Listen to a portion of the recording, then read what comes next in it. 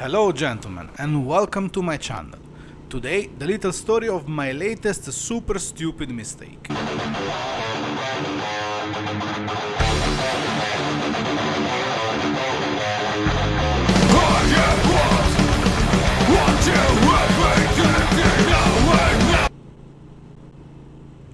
So last week I've been asked, let's say by business partners, to meet them in Redondesco, a really tiny and beautiful medieval city I've never seen or heard before. I've checked the map and I've seen it's about 90 kilometers far from my house, that are almost 60 miles in barbarian standards. Considering the good weather and the 27 Celsius degrees, about 81 degrees Fahrenheit, for people still using hands and fingers to measure stuff, you're welcome, I've decided to put straight 200 kilometers on the odometer to reach the 500 kilometers milestone for the first service and complete the running in period. So, I've started my travel from home around 2 pm, but I thought that the road, as you can see from the map, it's quite straight and boring, so there was nothing to record with my GoPro during the trip and also at destination. I was dead wrong. I left the GoPro home, and that's the stupid mistake I was talking about. The travel was easy and boring till Cremona as expected, so I decided to stop to a gas station to understand if the fuel gauge was broken or what, because it indicates over two-thirds of the tank still full after more than 300 kilometers running. But the gauge was perfectly working and it consumed only 4 liters of fuel. That's easy a gallon more or less. The fuel economy of the Meteor is impressive. After topping up the fuel, I've jumped back on the Meteor heading Mantua, that is the province of Redondesco village. The main state road turned into tiny country roads. Country roads, take me home to the place I belong, West Virginia. And I began having issues with the tripper. It kept disconnecting from the iPhone, and after 20-30 times of switching on and off the Meteor to reconnect the tripper, I understood the problem was the leather jacket that wasn't helping with the Bluetooth. So I put the iPhone in the pants pocket.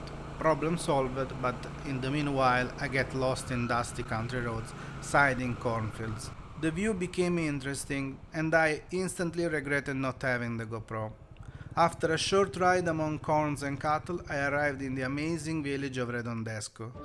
Redondesco is a village that was firstly mentioned in a document almost 1100 years ago, but it's clearly older, which is still quite young for Italian standards. This village is round-shaped and surrounded by two rivers. The name itself of the village in Latin means round area surrounded by rivers, more or less. In Middle Ages, this was a rich village and a key waypoint on many commercial routes. That's why in the 12th century was built a castle, but nowadays only 4 corner towers, the entrance tower, the bell tower and part of surrounding walls are still standing. The entrance tower and the bell tower can be visited. With my colleagues, I've seen the outside of the castle and the main square of the city, but in the next weekend, the city of Redondesco is so nice that I've decided to come back. So I'll make some extra video. I came by car, not by motorbike, and I will make some other video to show you better this village of Redondesco and this castle, and show you the interior of the castle. As you can see, the battlements of this castle are V-shaped, it's like the nowadays flags, and mark the belonging of the castle lord to the emperor. And the reason was because this castle was built by Frederick I, emperor of the Holy Roman Empire. The castle that belonged to a lord from the opposite side, or let's say opposite party, which was the Pope party, had square-shaped battlements, so even from far away pilgrims knows exactly whom to prize to be welcome there. I should build battlements on my house too.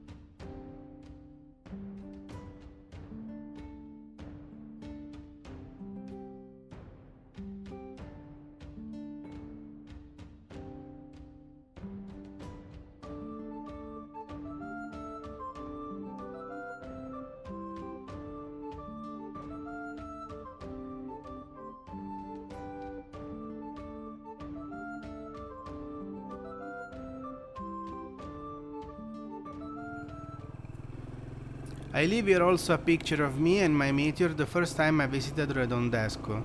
So I was really stupid going there without a GoPro. On the way back I stopped by Asiguruara to have a picture with my yellow Meteor. I think it makes sense, or maybe not, but anyway I like it. I arrived home with the Meteor late evening and the headlight made the riding safe and clear. Unfortunately it attracted also a billion of insects that crashed on my jeans and jacket, making them good only for the washing machine. A nice trip worth to be recorded. I'm really pleased with the Meteor riding sensation. Very smooth and comfortable, without any pain even after 4 hours riding. Okay, so once again I ask you to please share, like, subscribe and comment if you enjoyed the video, and mind your business if you don't. See you to the next ride.